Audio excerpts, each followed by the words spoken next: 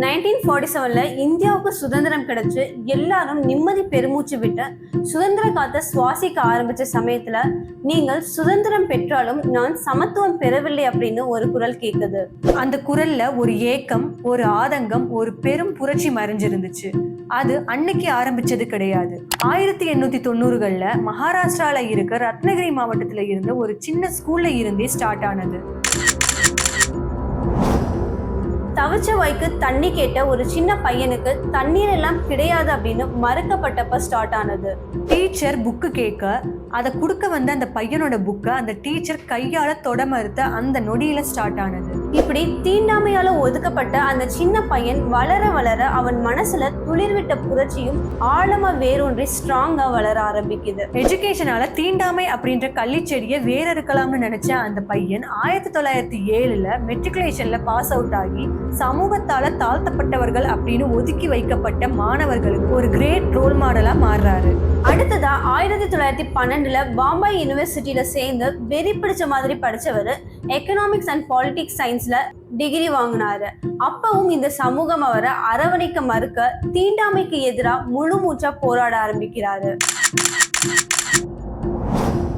ஒடுக்கப்பட்டவர்களோட ஒருமித்த குரலா புரட்சியில இறங்கினவர் ஜாதியின் கொடூரமான சங்கிலிகளை உடைத்தெறிய பாடுபடுறாரு. சமூக நீதியின் போராளியா பயணத்தை தொடர்ந்தவர் இன்னைக்கு இந்திய அரசியலமைப்போட தந்தையா வாழ்ந்துட்டு இருக்காரு. இந்தியால இருக்க ஒவ்வொரு கவர்மெண்ட் ஆபீஸ்லயும், போலீஸ் ஸ்டேஷன்லயும், கோர்ட் கேம்பஸ்லயும் போட்டோ ஃப்ரேம்ல சிரிச்சிட்டு இருக்காரு. அன்னைக்கு இருந்த பொலிட்டீஷியன்ஸ்ல இருந்து இன்னைக்கு அரசியல குதிச்ச பொலிட்டீஷியன்ஸ் வரைக்கும் இவரை ரோல் மாடலா வச்சுதான் அவங்களோட அரசியல் பயணத்தை கண்டினியூ பண்றாங்க. Yes, your guess is correct. அவர் தான் டாக்டர் பீம்ராவ் அம்பேத்கர். கல்வியால, சட்டத்தால, சமத்துவத்தால இந்தியாவை மாத்தி அமைச்ச அந்த வீரரை பத்தியும் தனி ஆளானுன்னு அவர் நடத்தின சமூக புரட்சியை பத்தியும் தான் இன்னைக்கு ஷோர் அண்ட் ரிப்போர்ட்ஸ்ல பேச போறோம்.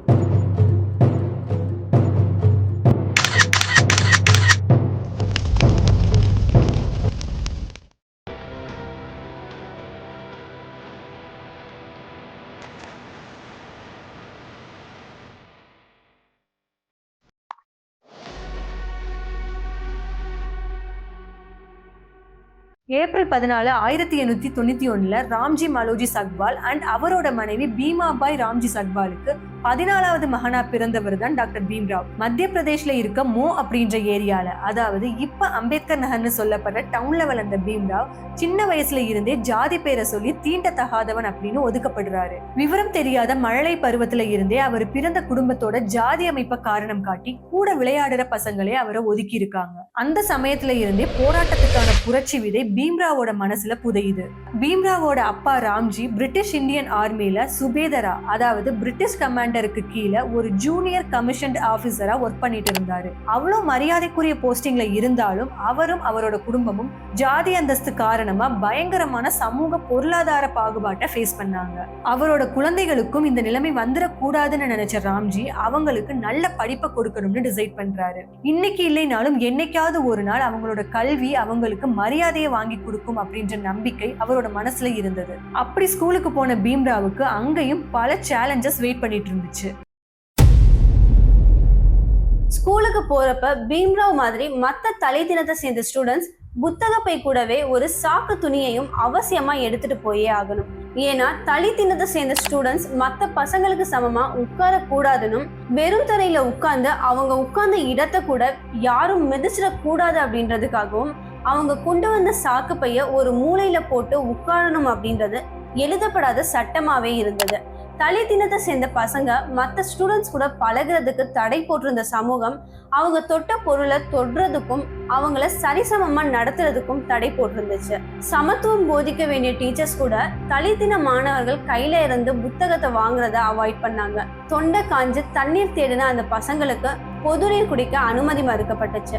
அந்த ஸ்கூலோட பியூன் தண்ணி ஊத்த டம்ளரை தொடாம தண்ணி கீழே சிந்தாம குடிக்கணும். மீறி சிந்துனா அதை அந்த பசங்களே தான் தொடச்சு சுத்தமும் செய்யணும். இந்த மாதிரியான ஒரு சூழல்ல தான் பீம்ராவ் ஒரு நாள் இன்னைக்கு பியூனும் இல்ல, அதனால தண்ணீரும் இல்லைன்னு தன்னோட ஆதங்கத்தை கொட்டியிருக்காரு. அதுக்கு அர்த்தம் பியூன் ஸ்கூலுக்கு வரலனா அந்த தண்ணி கூட தலித் பசங்களுக்கு கிடையாது. இப்படி சமூகம் ஒரு பக்கம் ஒடுக்க 1897ல, அதாவது பீம்ராவுக்கு 6 வயசு நடந்துட்டு இருந்த சமயத்துல அவரோட அம்மா இறந்து போறாங்க. இதனால பீம்ராவும் அவர் கூட பிறந்த 13 பேரும் மும்பையில இருக்க அவங்க அத்தையோட அரவணைப்புனால மொத்த குடும்பமும் பொருளாதார ரீதியா பல சிக்கல்களை சந்திக்கிற சிச்சுவேஷன் கிரியேட் ஆகுது. இப்படி பல சேலஞ்சஸ் இருந்தாலும் படிப்பை கைவிடாத பீம்ராவ் மும்பையில இருக்க எல்பின்ஸ்டோன் ஹை ஸ்கூல்ல முதல் தலித் மாணவனா ஜாயின் பண்றாரு. அவரோட தனித்துவமான திறன்களால அந்த ஸ்கூல்ல ஒர்க் பண்ணிட்டு இருந்த கிருஷ்ணாஜி கேசவ் அப்படின்ற பிராமின் டீச்சருக்கு பெட் ஸ்டூடெண்டாவும் மாறுறாரு. அந்த டீச்சர் தான் ஸ்கூல் ரெக்கார்ட்ஸ்ல இருந்த பீம்ராவோட குடும்ப பேரான அம்பேதவேகார் அப்படின்றத அம்பேத்கர்னு மாத்துறாரு. இப்படித்தான் பீம்ராவா இருந்தவர் பீம்ராவ் அம்பேத்கரா மாறி இருக்காரு.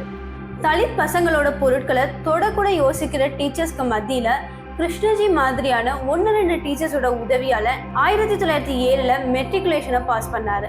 இதுக்கப்புறம் 1909 எலிப்ஸ்டோன் காலேஜ்ல ஜாயின் பண்ணவர் 1912 எக்கனாமிக்ஸ் பொலிட்டிக்கல் சயின்ஸ்ல யூஜி ஃபினிஷ் பண்றாரு. அடுத்ததா போஸ்ட் கிராஜுவேஷன் படிக்க நினைச்ச அம்பேத்கருக்கு போதிய பண வசதி இல்லாம போகுது. சரியா அந்த சமயத்துல பரோடால இருந்த அம்பேத்கருக்கு ஒரு அழைப்பு வருது. இந்த அழைப்பு அம்பேத்கரோட வாழ்க்கையில ஒரு டேர்னிங் பாயிண்ட் தான் சொல்லணும். அப்படிப்பட்ட முக்கியமான அந்த அழைப்பு பரோடாவோட மகாராஜா 3ஆம் சயாஜிராவ் கீக்வாட் கிட்ட இருந்து வருது. எஸ், அம்பேத்கரோட படிப்பு, அவரோட பொது அறிவு திறனை பத்தி அவர் படிச்ச எலிப்ஸ்டோன் காலேஜ் மூலமா தெரிஞ்சுக்கிட்ட கீக்வாட் அவருக்கு ஸ்காலர்ஷிப் கொடுக்க டிசைட் பண்ணியிருந்தாரு. அதுக்காக அவர் அம்பேத்கருக்கு ஒரு கண்டிஷனும் போடுறாரு. அப்படி அவர் போட்ட கண்டிஷன் என்னன்னா, பிஜி முடிச்சதும் பரோடா சமஸ்தானத்துல வேலைக்கு வரணும் அப்படின்றது தான். இந்த கண்டிஷனை அக்செப்ட் பண்ணிக்கிட்ட அம்பேத்கர் அந்த ஸ்காலர்ஷிப் மூலமா 1913 யுஎஸ்ஏக்கு கிளம்புறாரு. அங்க இருக்க கொலம்பியா யூனிவர்சிட்டியில ஜாயின் பண்ணி எக்கனாமிக்ஸ் மேஜரா எடுத்தவர் அடிஷ்னலா சோசியாலஜி, ஹிஸ்டரி, பிசியாலஜி அண்ட் ஆந்த்ரோபோலஜியையும் படிக்கிறாரு. அடுத்ததா 1915 அதே கொலம்பியா யூனிவர்சிட்டியில பிஹெச்டி படிக்க ஸ்டார்ட் பண்ணவர் 1917 எக்கனாமிக்ஸ்ல டாக்டரேட்டும் வாங்குறாரு. அந்த சமயத்துல அவர் எழுதின national dividend for India, historic and analytical study அப்படின்ற தீசிஸ் பின்னால பிரிட்டிஷ் இந்தியால இவல்யூஷன் ஆஃப் ப்ரொவின்ஷியல் ஃபைனான்ஸ் அப்படின்ற தலைப்புல பப்ளிஷும் ஆயிருக்கு. இப்படி சக்சஸ்ஃபுல்லா பிஹெச்டி வரைக்கும் படிச்சு முடிச்ச அம்பேத்கர் பரோடா மகாராஜாவோட ஸ்காலர்ஷிப் அக்ரிமெண்ட் படி வேலையில ஜாயின் பண்றதுக்காக அவரோட சமஸ்தானத்துக்கு கிளம்புறாரு. ஸ்டார்டிங்ல பரோடா ஸ்டேட்டோட அக்கௌண்டன்ட் ஜெனரல்ஸ் ஆபீஸ்ல ப்ரொபேஷனரா அப்பாயிண்ட் ஆன அம்பேத்கர் அதுக்கப்புறம் மகாராஜாவோட மிலிட்டரி செக்ரட்டரியா சர்வீஸ் பண்ண ஆரம்பிக்கிறாரு. ஆனா கடந்த 4 வருஷமா அம்பேத்கரை விட்டு விலகி நின்ன விஷயம் இப்ப மறுபடியும் சமூகத்துக்கிட்ட இருந்து அவரை விலக்கி வைக்குது. எஸ், யூஎஸ்ல இருந்த அந்த 4 வருஷமும் அவரை பின்தொடராத ஜாதி அடிப்படையிலான பாகுபாடு இந்தியாக்குள்ள கால் பதிச்சதுல இருந்து அவரை துரத்த ஆரம்பிக்குது. ஹிந்து எஸ்டாப்ளிஷ்மெண்ட்ஸ் அவருக்கு தங்க இடம் கொடுக்க மறுக்கிறாங்க. கூட பழகின ஃப்ரெண்ட்ஸும் சில சோசியல் பேக்லாஷஸ்க்கு பயந்து அம்பேத்கரை அவங்க கூட கூட்டிட்டு போக தயங்குனாங்க. இதனால ஒரு பார்சி இனத்தவர மாதிரி தன்னை அடையாளப்படுத்திக்கிட்ட அம்பேத்கர் ஒரு பார்சி ரெசிடென்சில ஸ்டே பண்றாரு. பட் 11 நாட்கள்ல அவரோட உண்மையான அடையாளம் வெளியே வருது. ஸோ ரெசிடென்சியோட கேர்டேக்கர்ஸும் பார்சி இன மக்களும் கம்பு கத்திகளோட வந்து அவரை அங்க இருந்து துரத்தி விட்டுறாங்க. அது மட்டுமா, என்னதான் மிலிட்டரி செக்ரட்டரி மாதிரி உயர்ந்த பதவியில இருந்தாலும் அம்பேத்கரோட ஜாதி பேரை சொல்லி அவருக்கு கீழே வேலை பார்த்தவங்க அவரோட ஆணைகளை ஏற்க மறுக்கிறாங்க. அவரை தொடுறதையே பாவமா பாக்குறாங்க. அவர் சரி பார்க்க வேண்டிய ஃபைல்ஸ் எல்லாமே அவரோட டேபிளுக்கு தூக்கி வீசப்படுது. பிகாஸ் டேபிளுக்கு டேபிள் ஃபைல்ஸை மூவ் பண்ற பியூனும் அவர் கூட பிசிக்கல் கான்டாக்ட் இருக்கக்கூடாது அப்படின்றதுக்காக தூரத்துல இருந்தே ஃபைலை தூக்கி எரிஞ்சிருக்காரு. நாளாக எல்லாமே சரியாகும்னு பார்த்தா அது வரைக்கும் தொட மறுத்தவங்க அம்பேத்கரை கண் கொண்டு பாக்குறதையே பாவம்னு சொல்லி அவர் அந்த போஸ்டிங்ல இருக்கவே கூடாதுன்னு பிரச்சனை பண்ண ஆரம்பிக்கிறாங்க. கடைசியில அவருக்கு காமன் வெசல்ஸ்ல இருக்க தண்ணீர் மறுக்கப்பட காலம் அம்பேத்கரை தன்னோட கல்வி பயணத்தை ஆரம்பிச்ச இடத்துக்கே மறுபடியும் கொண்டு வந்து சேர்க்குது. ஹிந்துஸ் மட்டும் இல்ல, பாசிஸ், கிறிஸ்டியன் தீண்டாமை மத சார்பற்றதா இருக்கிறத ரியலைஸ் பண்றாரு. வெளிநாடுகள்ல ரொம்பவே கண்ணியத்தோட நடத்தப்பட்ட அம்பேத்கருக்கு இந்தியா கொடுத்த இந்த மோசமான அனுபவமும் கல்விதான் தன்னோட ஜாதி கலங்கத்தை தொடச்சு தனக்கு மரியாதையை வாங்கி கொடுக்கணும்னு நினைச்ச அம்பேத்கருக்கு ஏமாற்றம் மட்டும்தான் மிஞ்சுது. பரோடால அவர் ஃபேஸ் பண்ண அவமானமும் ஏமாற்றமும் ஜாதி பாகுபாட்டுக்கும் தீண்டாமைக்கும் எதிராக போராடுறதுக்கான உறுதிப்பாட்டை அம்பேத்கரோட மனசுல வலுப்படுத்துது.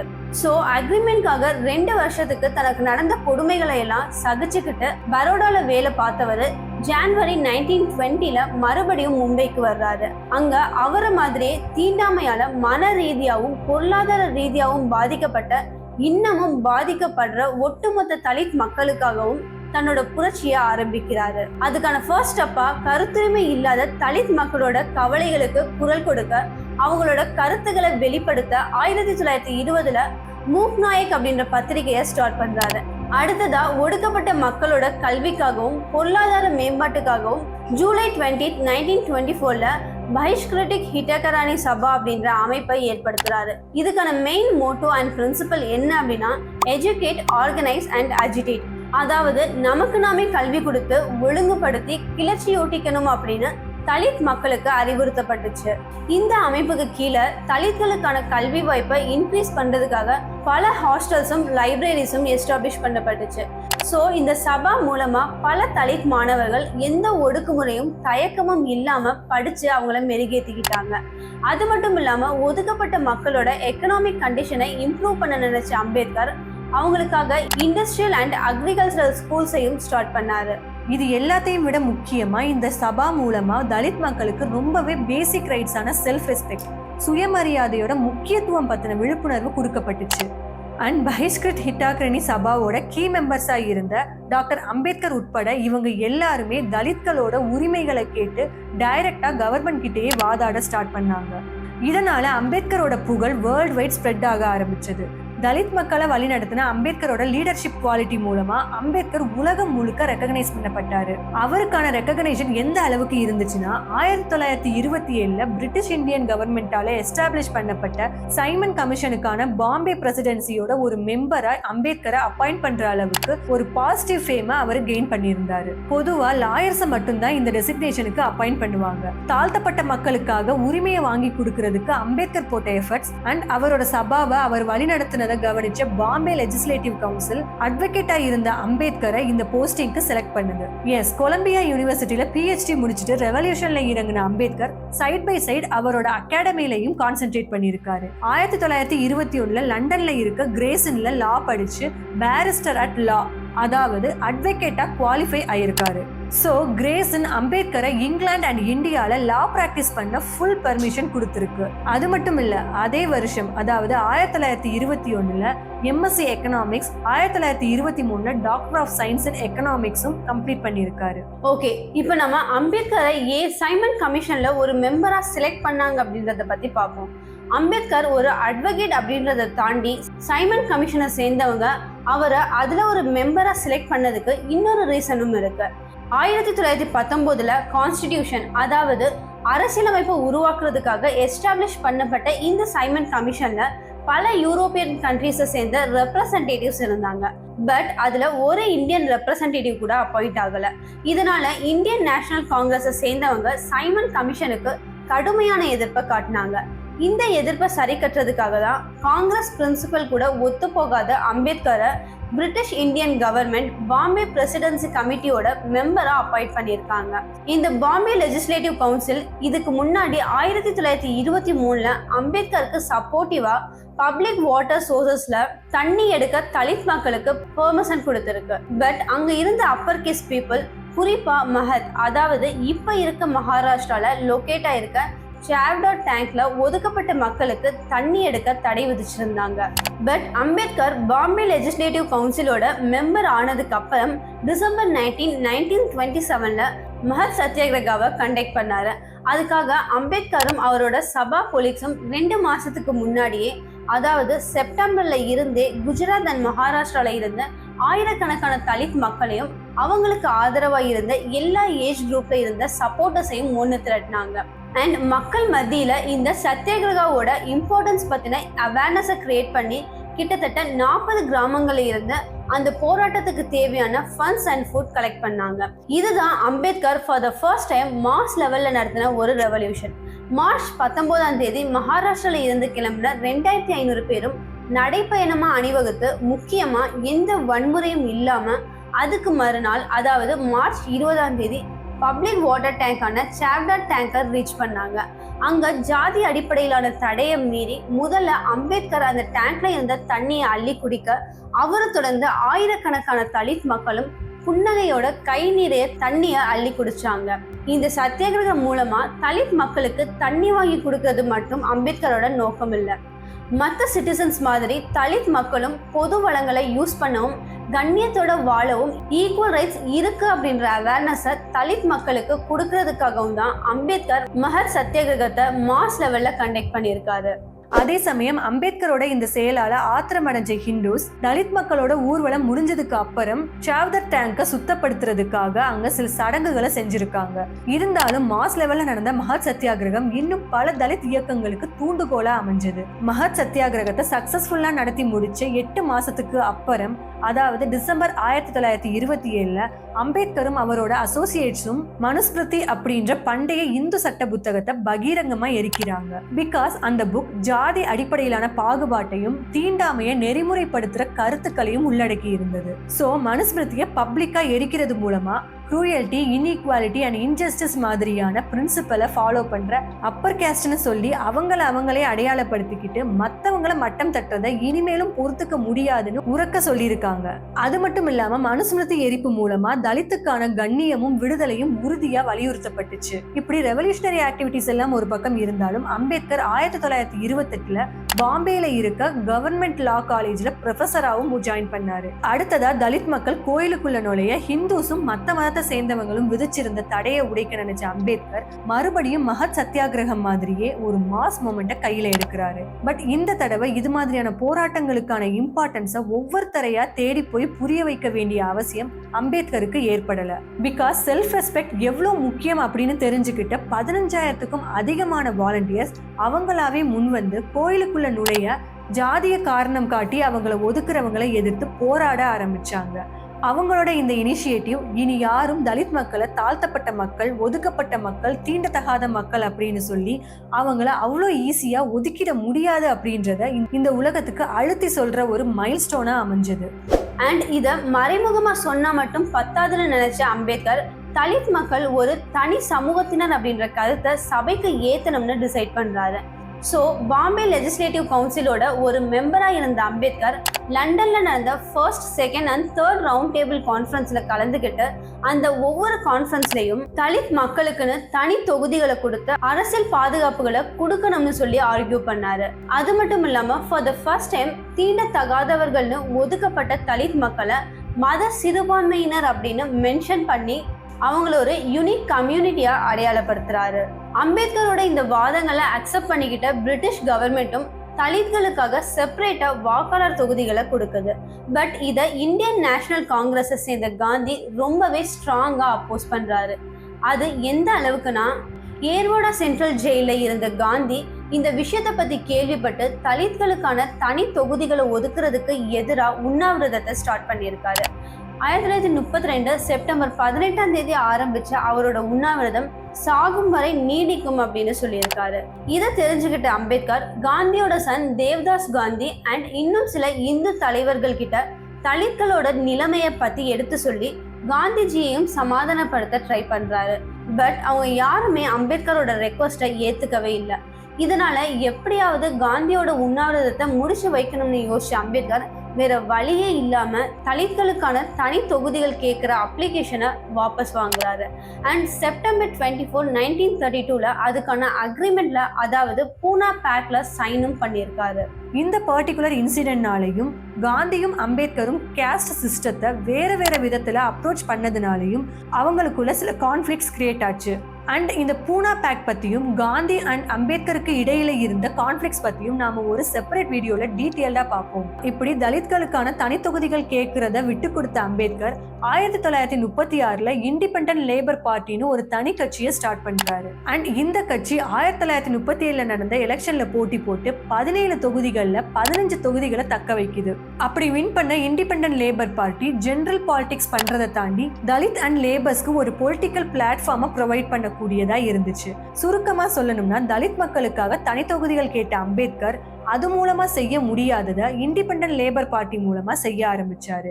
அப்படி அவர் செஞ்ச முதல் விஷயமே விவசாயிகளுக்கான உரிமைகளை மீட்டு கொடுக்கிறது தான். அதாவது கோட்டி சிஸ்டம் அப்படின்ற பேர்ல சொந்தமா விவசாய நிலம் வச்சிருந்தவங்க அவங்களோட நிலங்கள்ல விவசாயம் பார்க்கிற விவசாயிகள் கிட்ட இருந்து குத்தகை பணத்தை தாண்டி மொத்த லாபத்தையும் சுருட்டிட்டு இருந்தாங்க.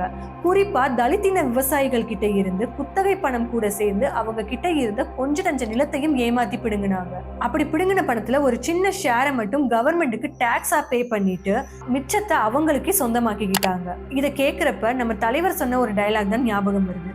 பணக்காரன் இன்னும் பணக்காரன் ஆனான், ஏழை இன்னும் அடிமட்டத்துக்கு போனான். சோ இந்த நிலைமையை மாத்த நினைச்ச அம்பேத்கர் 1905 இருந்தே அதுக்கான வேலைகளையும் ஆரம்பிச்சாரு. வாஷி, பென், மஹத், சிப்லன் அண்ட் கேட்னு பல கிராமங்கள்ல இருக்க விவசாயிகள் கிட்ட கோட்டி சிஸ்டத்தை ஒழிக்கணும், விவசாயிகளுக்கு எதிரான சுரண்டலை தடுக்கணும்னு அவேர்னஸ் கிரியேட் பண்ண ஆரம்பிச்சாரு. 1937 கோன்கான்ல இருக்க 14 கிராம விவசாயிகளை ஒண்ணு திரட்டி நாராயண் நகுபாட்டில் மாதிரி சிலர் லீடர்ஸோட தலைமையில போராட்டம் நடத்தினாரு. அந்த போராட்டத்துல விவசாயிகளுக்கும் அரசாங்கத்துக்கும் நடுவுல லேண்ட் ஓனர்ஸ் வரவே கூடாதுன்னு ஒரு கோரிக்கை வைக்கப்பட்டுச்சு. பட் கவர்மெண்ட் இந்த ரெக்வெஸ்ட்டை ஒத்துக்காதால போராட்டங்கள் தொடருது. இதுக்கு நடுவுல வைஸ்ராய்ஸ் கவுன்சில்ல லேபர் மினிஸ்டராகவும் வேலை பார்த்த அம்பேத்கர் தொழிலாளர்களுக்காக பல சலுகைகளையும் நலன்களையும் கொண்டு வர்றாரு. சொல்ல போனா தொழிலாளர்கள் நலச்சங்கம் அப்படின்ற பேர்ல இப்ப வரைக்கும் நம்ம அனுபவிச்சுட்டு இருக்க பல சலுகைகள் அம்பேத்கர் கொண்டு வந்ததுதான். அப்படி அவர் எம்ப்ளாயிஸ்க்காக கொண்டு வந்த நலத்திட்டங்கள்ல ஃபர்ஸ்ட் ஒன் லேபர்ஸோட ஒர்க்கிங் ஹவர்ஸை 8 ஹவர்ஸா குறைச்சது. செகண்ட் ஒன் குறைந்தபட்ச ஊதிய திட்டம், அதாவது செய்யற வேலைக்கு மேக்ஸிமம் சேலரி வேணாம், பேசிக் சேலரி கூட வேணாம், அட்லீஸ்ட் மினிமம் சேலரியாவது கொடுக்கணும் அப்படின்றதுக்கான சட்டம் தான் இது. பிகாஸ் அந்த பீரியட்ல 10 ரூபாய் வேலைக்கு 1 ரூபாவோ 2 ரூபாவோ தான் கொடுக்கப்பட்டுச்சு. தேர்ட் ஒன் லேபர் யூனியன்ஸை அப்ரூவ் பண்ணது. அண்ட் ஃபோர்த் ஒன் பெண்களோட முன்னேற்றம் தான் சமூகத்தோட முன்னேற்றம் அப்படின்னு முழுசா நம்பின அம்பேத்கர் விமன் எம்ப்ளாயிஸ்க்கான மெட்டர்னிட்டி பெனிஃபிட்ஸை வாங்கி கொடுத்துருக்காரு. ஸோ இப்போ வரைக்கும் நம்ம அம்பேத்கர் கொண்டு வந்த இந்த நலத்திட்டங்களால தான் பல பெனிஃபிட்ஸை அனுபவிச்சுட்டு இருக்கோம். அது மட்டும் இல்லாம மத்திய மின்சார வாரியத்தை எஸ்டாப்ளிஷ் பண்ணதும் அம்பேத்கர் தான். இதுக்கு இடைப்பட்ட நாட்கள்ல 1934 நடந்த யாழா மதசார்பற்ற மாநாட்டுல உணர்ச்சி பூங்க பேசின அம்பேத்கர் தன்னை கஷ்டப்படுத்தின ஹிந்து மதத்துல இருந்து புத்த மதத்துக்கு மாற போறதா டிக்ளேர் பண்றாரு. நான் ஹிந்துவாக பிறந்தேன், ஆனால் ஹிந்துவாக சாக மாட்டேன் அப்படின்னு சொன்னவர் இதே மாதிரி ஒவ்வொரு தலித்தும் மதம் மாறினாதான் அவங்களுக்கு self respect, equality, social cooperation கிடைக்கும்னும் அண்ட் அதிகாரமும் சுதந்திரமும் கிடைச்சு ஒரு சந்தோஷமான டிக்னிஃபைட் லைஃபை வாழ முடியும்னு சொல்லியிருக்காரு. அம்பேத்கரோட இந்த மதமாற்ற முடிவு அப்படின்றது திடீர்னு எடுத்தது கிடையாது. கிட்டத்தட்ட 20 இயர்ஸா அம்பேத்கர் பண்ண ரிலீஜியன் பேஸ்ட் எக்ஸ்ப்ளோரேஷன்ல தலித்களுக்கான ஃப்ரீடம் அண்ட் ரைட்ஸை அச்சீவ் பண்ண புத்த மதம் தான் பெஸ்ட் அப்படின்னு தெரிஞ்சதுக்கு அப்புறம் தான் இந்த டெசிஷனை எடுத்திருக்காரு. அண்ட் 1936 அப்புறம் தனக்கு கிடைச்ச ஒவ்வொரு ஸ்டேஜ்லையும் தன்னோட மத மாற்றத்தை பத்தி பேசினவர் அதுக்கான காரணத்தையும் சொல்லி மற்ற தலித்ஸ்க்கும் அவேர்னஸை கிரியேட் பண்றாரு. இந்த விஷயத்தை கேட்கிறப்ப அம்பேத்கர் ஹிந்து மதத்துக்கு எதிரானவரா அப்படின்ற கேள்வி உங்க மனசுல வந்திருக்கும். இதே கேள்வியை அந்த பீரியட்லயும் அம்பேத்கரை பார்த்து கேட்டிருக்காங்க. அதுக்கு பதில் சொல்ற விதமா நவம்பர் 1939 ஆல் இண்டியன் முஸ்லீம் லீக் பார்ட்டியோட பிரசிடென்டான முகமது அலி ஜின்ஹாவோட இன்விடேஷனை அக்செப்ட் பண்ணிக்கிட்ட அம்பேத்கர் அவர் கண்டக்ட் பண்ண மீட்டிங்ல ஒரு ஸ்டேட்மெண்ட்டை டெலிவர் பண்றாரு. அதாவது ஒட்டுமொத்த ஹிந்து ரிலீஜியனை நான் ஒரு நாளும் அப்போஸ் பண்ணது கிடையாது. தலித் மக்களையும் சிறுபான்மையினரையும் ஒடுக்குற சில இந்துக்களையும் காங்கிரஸோட சில கொள்கைகளையும் அண்ட் அந்த கொள்கைகளை ஃபாலோ பண்ற வேற சில மதத்தை சேர்ந்த மக்களையும் தான் நான் அப்போஸ் பண்றேன் அப்படின்னு கிளியரா சொல்லியிருக்காரு.